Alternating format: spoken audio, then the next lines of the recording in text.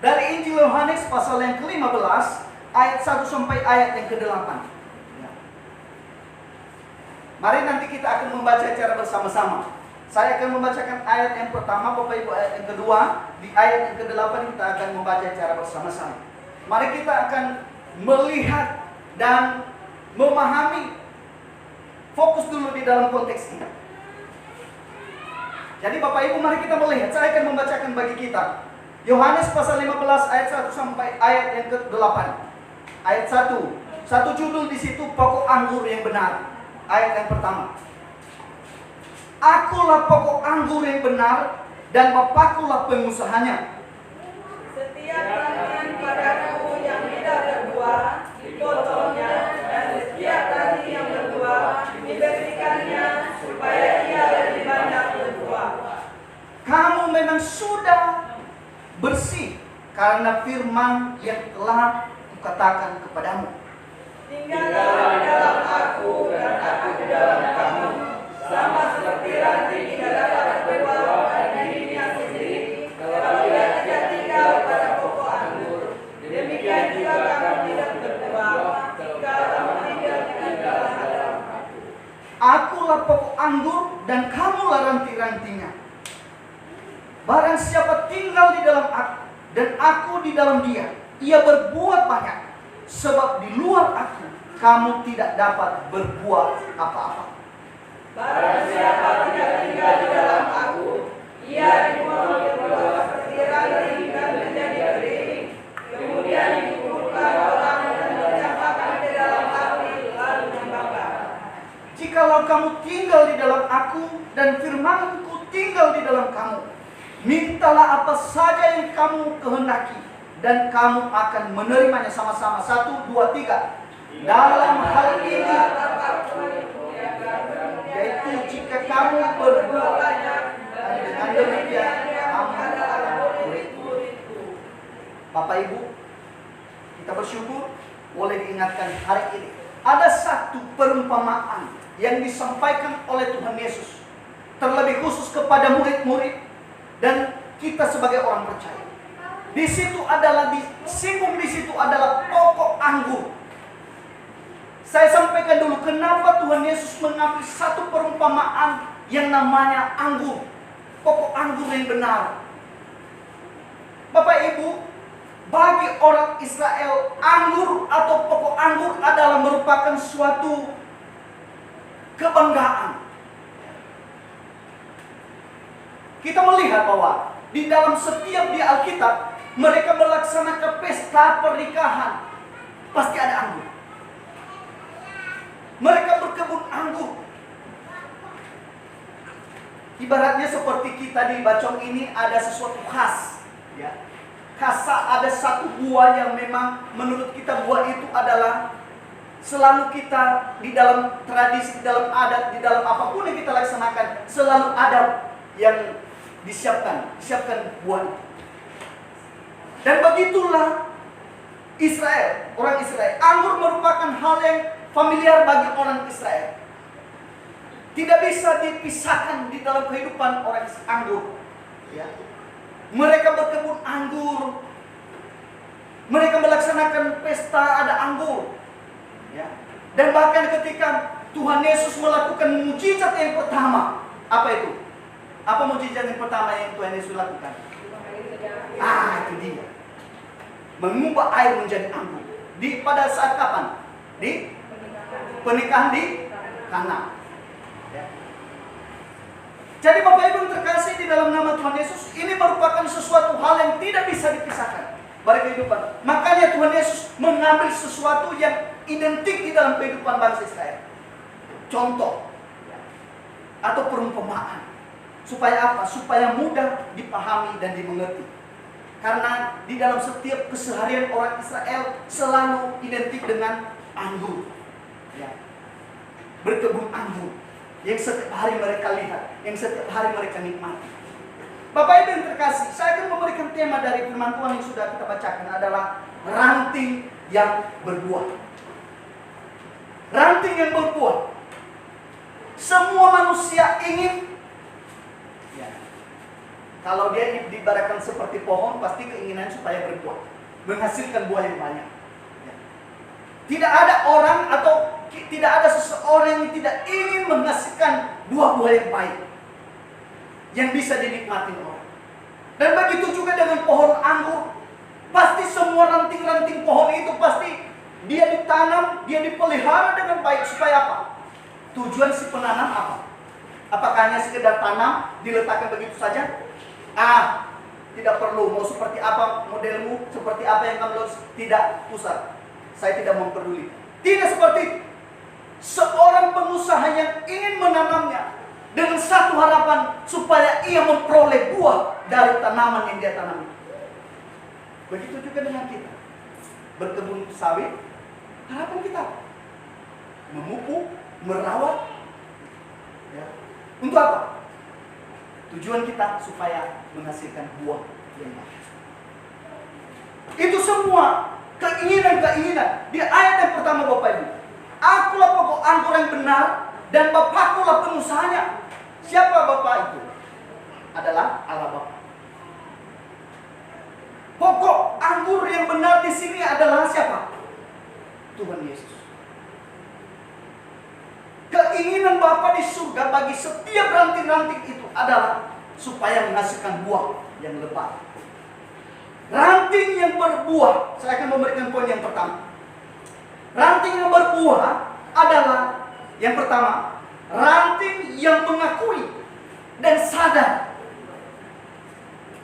bahwa dia menempel di pohon atau pokok anggur itu sendiri. Itu dulu kita harus sadar. Ranting itu adalah tidak hidup begitu saja, ada tiba-tiba ranting. Tetapi ada satu pokok yang menempel di dalam, yang mengangkat satu ranting itu, yaitu pokoknya. Itu dulu kita harus sadari itu. Bahwa kita tidak hidup seorang diri. Tidak ada seorang diri, tetapi ada pokok yang membuat kita berdiri tegak. Pengakuan diri. Pengakuan bahwa Yesuslah pokok itu. Kita tidak bisa hidup sendiri, kita tidak bisa berdiri sendiri kalau kita tidak mengakui bahwa Yesus adalah pokok di dalam kita. Ya. Itu yang pertama. Ranting yang bisa berbuah adalah ranting yang sadar. Ranting bisa berbuah adalah ranting yang mengakui keberadaan pokok itu di dalam hidupnya. Siapa pokok? Adalah Yesus. Ranting bisa berbuah adalah ketika kita mengakui Tuhan bahwa Dia adalah pokok, sumber segala sesuatu di dalam kehidupan kita. Ya. Bapak Ibu, kesadaran ini kadang-kala kita melupakan. Seakan-akan hidup kita hanya seorang diri. Seakan-akan bahwa hidup kita ini tidak hidup di dalam pokok anggur yang benar itu. Bapak Ibu, kita harus memiliki kesadaran. Jangan pernah bermimpi untuk menjadi pokok. Kebanyakan saat ini orang-orang Kristen, orang percaya, justru dibalikkan. Dijadikan dirinya sebagai pokok itu sendiri. Dan kadang-kala Tuhan menjadi ranting-rantingnya di dalam pikirannya, di dalam kehidupannya. Dia tidak menjadikan Tuhan sebagai pokok yang benar di dalam hidup. Bapak Ibu, kita harus tahu bahwa kalau kita sudah tidak menjadikan Tuhan sebagai pokok di dalam kehidupan kita, maka mustahil kita bisa berbuah. Ranting yang bisa berbuah adalah ranting yang sadar bahwa Tuhan adalah sesuatu pokok di dalam kehidupan. Kalau tidak sadar itu berarti dia semena-mena. Dia melakukan segala sesuatu dengan kehebatan. Dia melakukan segala sesuatu dengan kepintarannya sendiri. Karena dia tidak sadar bahwa dia hanya sekedar menempel di pokok yang benar itu. Jadi Bapak Ibu, yang pertama, ranting yang bisa berbuah adalah ranting yang sadar. Ranting yang mengakui keberadaannya bahwa dia ada karena dia memiliki pokok. Yang kedua, ranting yang bisa berbuah adalah ranting yang siap dibersihkan. di ayat yang kedua dan ketiga. Saya akan membacakan bagi kita. Dan di ayat yang kedua. Setiap ranting padaku yang tidak berbuah, dipotongnya, dan setiap ranting yang berbuah, dibersihkannya. Ya. Supaya yang lebih banyak berbuah.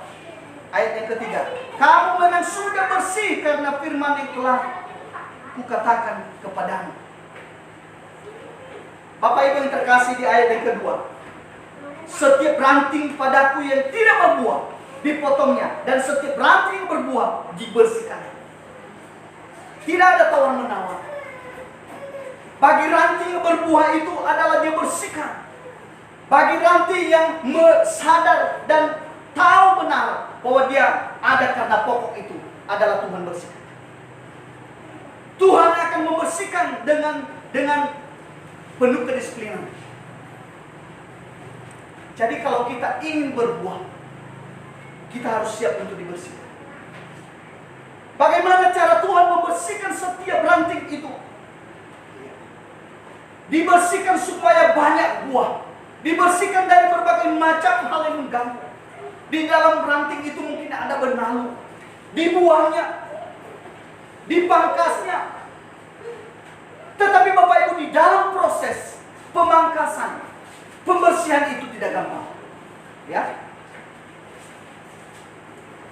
Orang yang siap dengan hal itu adalah siap untuk diproses. Diproses Tuhan. Di dalam proses itu tidak gampang. Disiksa, kesengsaraan terjadi. Ya.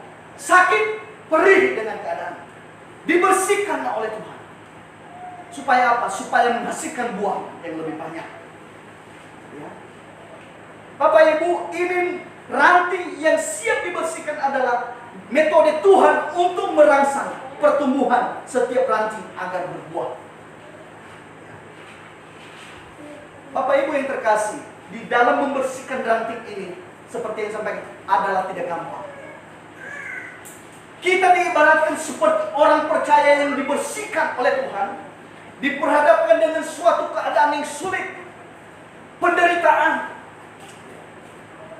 Itu bagian dari Tuhan untuk membersihkan hidup kita. Kalau tidak siap untuk dibersihkan, maka kita sampai kapanpun tidak akan berbuah. Tuhan bersihkan kita dengan cara-cara menyangkal sesuatu diri kita, kedagingan kita, keegoisan kita. Bapak Ibu yang terkasih, mari kita ingat bahwa ketika kita mengalami suatu problem di dalam hidup, itu bagian dari cara Tuhan untuk membersihkan kita. Sebagai ranting, kita adalah ranting. Dan cara Tuhan untuk membersihkan ranting itu adalah dengan cara Dia bersihkan. Dengan mendatangkan suatu keadaan yang sulit, kadang-kala kita diperhadapkan dengan masalah, penderitaan, sakit, kekurangan. Supaya apa? Supaya kita dibuat bersih oleh Tuhan. Supaya kita tetap berpegang pada pokok itu. Supaya kita tidak pernah meninggalkan pokok yang benar itu. Jadi Bapak Ibu, kadang-kala orang tidak siap dengan Tuhan. Tidak siap untuk diproses oleh Tuhan. Tidak siap untuk dibersihkan oleh Tuhan. Sehingga tidak menghasilkan. Dalam satu tanaman, supaya dia itu lebih bertumbuh dengan baik, dan keinginan kita untuk supaya dia berbuah, pasti kita memotong dahan-dahan. Ya, kita potong sedikit biar agak banyak buahnya. Membersihkan, memotong, menggunting ranting-ranting yang tidak perlu. Dan di dalam proses itu, pemotongan itu adalah penuh dengan perih, kesakitan. Kalau diibaratkan di dalam kehidupan kita sebagai ranting, diproses oleh Tuhan, dibersihkan oleh Tuhan, tidak segampang apa yang kita pikirkan. Seperti kita ibaratkan seperti luka, ya. Seperti luka yang ingin dibersihkan. Kalau ingin cepat sembuh, luka itu akan dibersihkan. Dan kadang-kala kalau di rumah sakit kita sudah luka di bagian kaki, dibersihkan oleh dokter. Dia ambilnya satu sikat, dibersihkan dengan pakai obat yang sangat perih. Dengan satu tujuan untuk apa? Untuk cepat sembuh. Kalau dibiarkan, apa yang terjadi? Bisa-bisa apa hal-hal yang tidak kita. Tetapi ketika kita luka, dibersihkan oleh dokter, dibersihkan oleh menteri, proses itu tidak gampang, Bapak. Diambilnya sikat, diambilnya obat apa? Perih, disikat. Untuk apa? Supaya tidak masuk kuman, supaya bersih dalamnya itu. Luka yang sudah luka itu. Dia ambilnya air panas, disiram air panas, supaya kuman-kuman yang ada di mati. Dan di dalam proses itu tidak segampang apa yang kita lakukan. Luka habis itu dijahit. Bapak Ibu, kadang-kala siapa yang pernah merasakan ketika luka dijahit? Saya pernah merasakan itu. Bisa kita teriak. Dokter tidak peduli. Dia ambilnya kapas itu, ada obat yang sangat rendah, sikat dimasukin ke dalam itu. Sakit. Dengan satu tujuan, besoknya sudah mulai kering, sudah nyaman. Dan seperti itulah proses Tuhan membuat hidup kita supaya kita dibersihkan. Dan di dalam membersihkan itu tidak gampang. Kita kesakitan, kita menjerit. Proses tidak segampang apa yang kita lakukan. Jadi di dalam hidup ini, kalau ada sesuatu yang membuat kita, aduh kenapa sulit, kenapa penderitaan terus, nikmatin saja. Itu bagian dari Tuhan untuk membersihkan kita. Nikmatin saja, jangan bersungut. Jangan menyalahkan Tuhan. Kalau sakitmu saat ini sakit kita, kau tidak sembuh-sembuh, sudah berdoa, sudah bertobat, tetapi kau tidak sembuh-sembuh, nikmatin saja. Itu bagian dari Tuhan untuk membersihkan hidup. Supaya apa? Supaya menghasilkan buah yang banyak.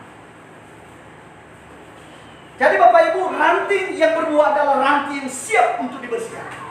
Ya, tidak ada ranting yang berbuah kalau tidak butuh membersihkan. Pasti dibersihkan dulu, diproses dulu, baru dia berhasil berbuah. Ya. Yang ketiga Bapak Ibu, ranting yang berbuah adalah ranting yang tinggal pada pokok anggur yang benar. Di ayat yang ke-4 sampai ayat yang ke-6, ya, ada satu kata yang menarik di sini Bapak Ibu. Sangat penting. Mari kita dengarkan bersama-sama. Ayat yang ke-4 sampai ayat yang ke-6 ada kata-kata yang diulang oleh firman Tuhan. Yang pertama adalah tinggallah di dalam aku dan aku di dalam kamu, di ayat yang ke-4.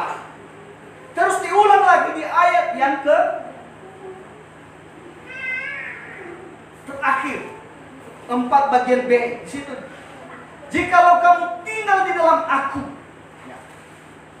Udah 2 kali dia bilang tinggal di dalam aku. Yang ketiga, di ayat yang ke-5, tinggal di dalam aku dan aku di dalam kamu.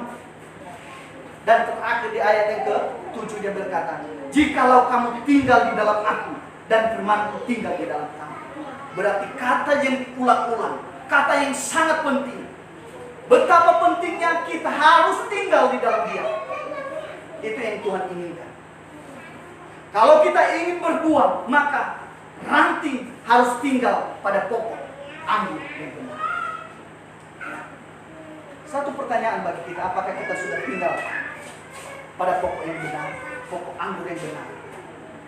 Kita sebagai ranting, apakah kita sudah benar-benar hidup di dalam pokok itu atau belum? Pohon anggur di sini adalah merupakan suatu sumber kehidupan ranting. Ranting bisa kering kalau ada sedikit patah sedikit ranting itu dengan pokoknya pasti kering, yakin. Tetapi kalau ranting menempel benar, pasti ranting itu akan bertumbuh dengan baik. Makanya pohon anggur di sini adalah merupakan sumber kehidupan dari ranting. Sumber kehidupan ranting. Kalau ranting itu bisa berbuah karena dia hidup di dalam pokok yang benar. Dan ranting tidak bisa hidup tanpa pohon. Tidak bisa hidup. Bapak Ibu yang terkasih di dalam nama Tuhan Yesus Kristus, menghasilkan buah atau tidak menghasilkan buah adalah satu persamaan.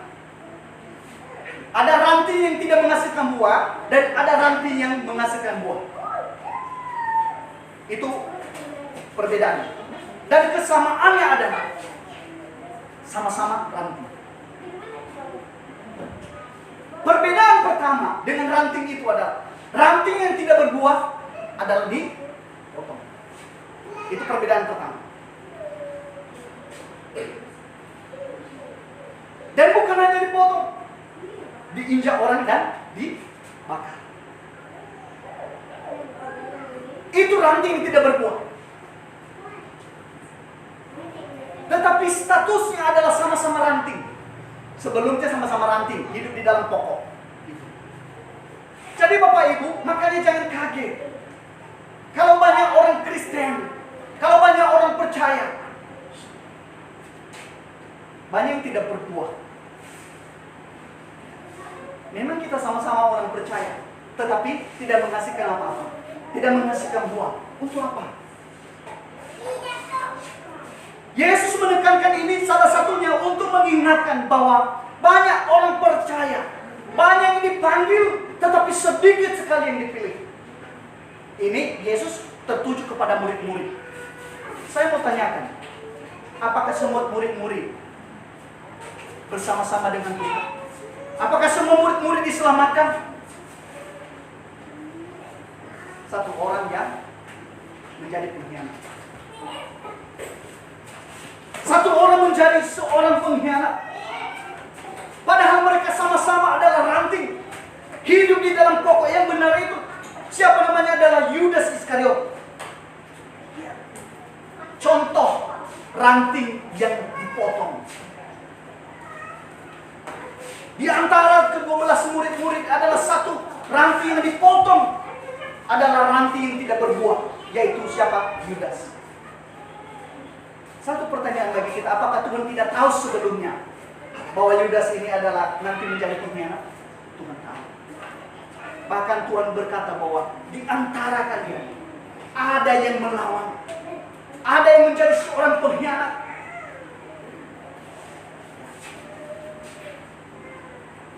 Bapak Ibu yang terkasih di dalam nama Tuhan Yesus Kristus, ukuran berbuah, ya, ukuran berbuah adalah seseorang yang bertobat. Berbuah adalah bertobat, dibaptis, dimateraikan di dalam Tuhan, dan menghasilkan buah-buah roh. Menghasilkan buah-buah roh. Menghasilkan buah roh di dalam Tuhan. Apa itu buah roh? Berapa buah roh? Hah? Siapa yang sudah hafal buah roh di sini? Galatia 5 ayat 22 dan 23. Ada 9. Yang mudah-mudahan kita ingatlah. Orang yang sudah bertobat, setelah dia bertobat mengakui Yesus bahwa dia Tuhan, dan dia dibaptis, dimateraikan oleh Roh Kudus, makanya baptisan itu tidak mengenai. Itu bukti bahwa kita sudah dimateraikan oleh Roh Kudus. Dan kalau kita sudah dibaptis, bukan makin hancur, bukan makin hidup di dalam dosa terus, tetapi diubahkan untuk mengenal buah-buah roh. 9 buah roh. Jadi Bapak Ibu, ranting yang baik pasti berbuah dan tetap dipelihara oleh Tuhan. Ranting yang tidak baik tidak berbuah, dipotong dan dibakar.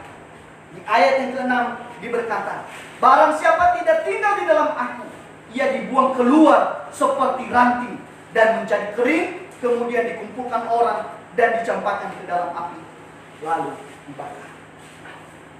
Dan itulah yang terjadi dengan orang-orang yang tidak hidup di dalam pokok anggur yang benar.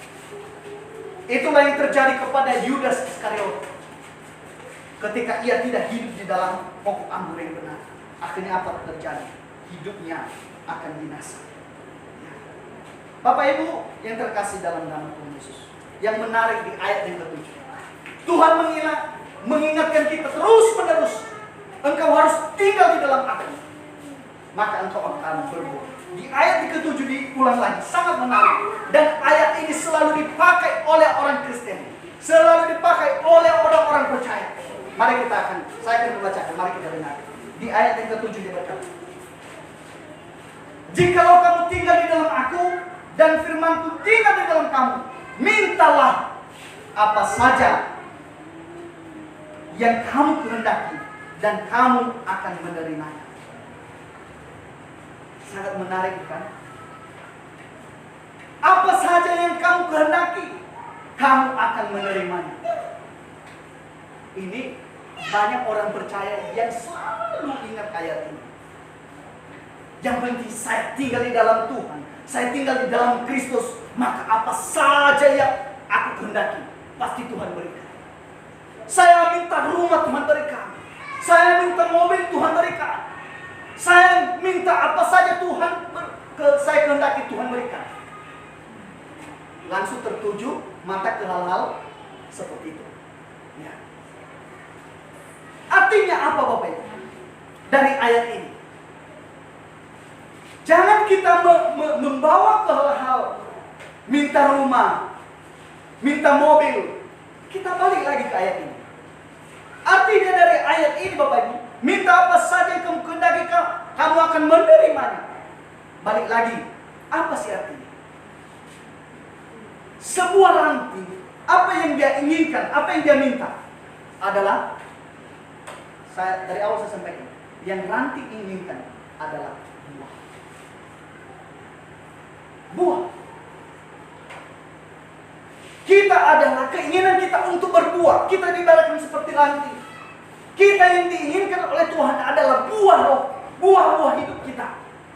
Bukan ingin menjadi kaya. Ranting tidak menginginkan apa-apa. Yang diinginkan oleh ranting adalah supaya ia berbuah. Berbuah lebat. Dan kita menjadi orang percaya, diibaratkan seperti ranting. Kita bukan supaya menjadi orang Kristen, menjadi kaya, menjadi banyak mobil, banyak rumah, banyak apartemen atau segala macam. Yang hanya kita inginkan, bagaimana hidup kita supaya berbuah dengan hal-hal 9 buah roh dan menjadi bermakna bagi orang di sekitar kita. Itu yang diinginkan dari ayat ini. Jadi Bapak Ibu, ada banyak yang berkata, emang nggak boleh minta mobil, nggak boleh minta rumah, tidak boleh minta apa-apa yang bagus-bagus itu, tidak boleh. Boleh-boleh saja. Tetapi balik lagi di Matius. Matius berkata apa? Carilah dahulu kerajaan Allah dan kebenarannya, maka semuanya itu akan ditambahkan kepadamu. Jangan dulu sudah mengikut Tuhan keinginan hati supaya menjadi mewah, supaya menjadi orang hebat, menjadi orang kaya, tetapi sepele mencari kerajaan Allah. Dia tidak mau mencari kerajaan Allah. Dia tidak mau mencari kebenaran Tuhan. Jadi Bapak Ibu, biarlah ayat ini, jangan lagi kita berkata, barang siapa tinggal di dalam Tuhan, di dalam Kristus, apa saja yang saya kehendaki, Tuhan akan kabulkan. Saya minta apa, Tuhan berikan. Saya minta apa-apa yang saya mau, yang saya inginkan, pasti Tuhan berikan. Karena saya sudah tinggal di dalamnya.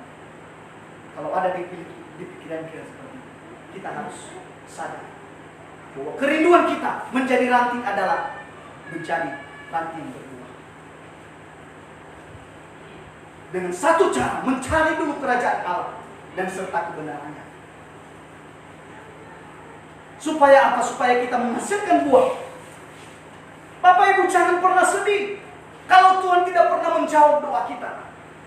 Ada banyak, emang Om Arman tidak bisa meminta apa-apa. Kita berdoakan, kita memohon, meminta kepada Tuhan. Apa yang kita rencanakan, kita meminta kepada Tuhan. Jangan salah. Kalau Tuhan tidak menjawab, jangan kecewa, jangan putus asa, jangan sedih.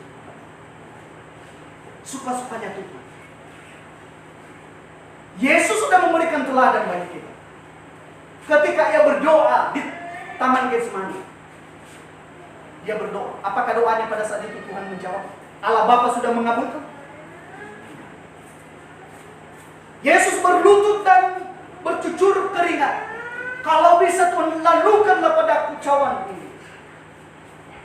Tetapi Tuhan tidak mengabulkan itu. Apalagi kita sebagai manusia biasa. Jadi kita berdoa tidak salah. Kalau kita berdoa, menutup doa kita, apapun yang telah kami sampaikan kepadamu, jadilah kehendakmu, janganlah kehendak kami. Kadang-kala ketika kita meminta kepada Tuhan, kita memakai kedagingan kita.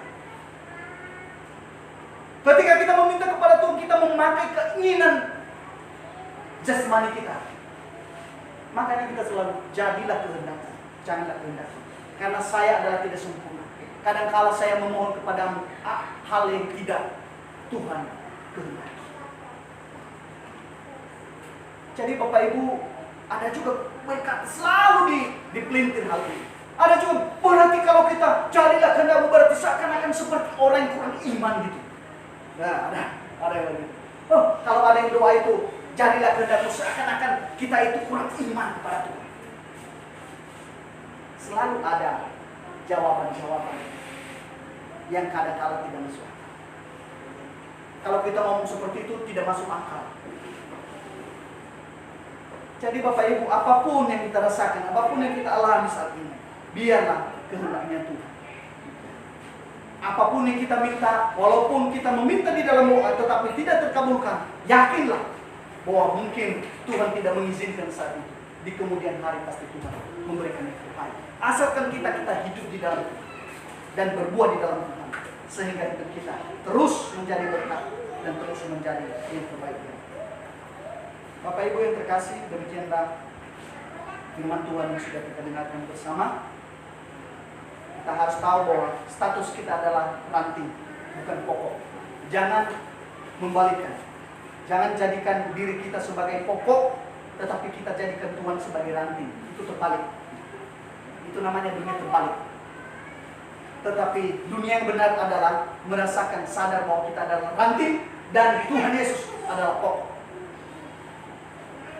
Jadi sadar dan mengakui bahwa hanya ranting. Jadi Bapak Ibu, demikianlah firman Tuhan. Semoga hari ini kita diberkati dan diingatkan kembali bahwa segala sesuatu Tuhan rancangkan hal-hal yang baik untuk membuat kita lebih mengerti dan lebih memahami, dewasa dan terus berbuat di dalamnya. Mari kita tundukkan kepala, mari kita berdoa. Bapa, terima kasih atas firman Tuhan yang telah kami dengarkan. Kami sadar bahwa kadang-kala kami tidak hidup di dalam pokok yang benar itu. Tetapi hari ini kami diingatkan oleh firman Tuhan. Kami tahu status kami bahwa kami adalah bagian dari pokok itu dan merupakan ranting. Ajar kami supaya kami benar-benar merasakan dan sadar akan status kami sebagai ranting, sehingga kami tetap kokoh, kuat, menempel dengan benar di pokok yang benar itu. Dan kerinduan kami sebagai ranting adalah menghasilkan buah-buah yang benar. Terima kasih Bapa di surga. Ajar kami supaya kami tetap kuat di dalam hal-hal ketika Tuhan membersihkan kami. Karena kami sudah siap untuk dibersihkan. Dibersihkan lewat firman Tuhan.